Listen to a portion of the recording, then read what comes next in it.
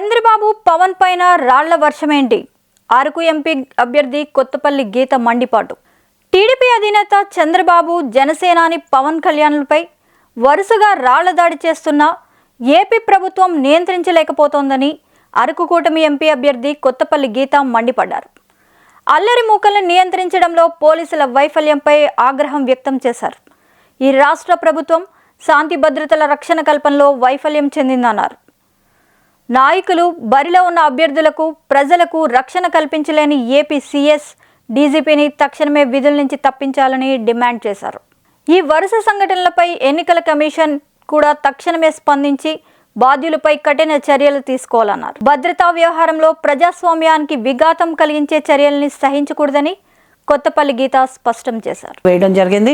అలాగే టీడీపీ అధినేత చంద్రబాబు నాయుడు గారి మీద కూడా రాళ్ల దాడి జరిగింది. రాష్ట్రంలో శాంతి భద్రతలు కాపాడడం విషయంలో, ప్రజాప్రతినిధులకు రక్షణ కల్పించడం విషయంలో ప్రభుత్వం పూర్తిగా ఈరోజు వైఫల్యం చెందింది.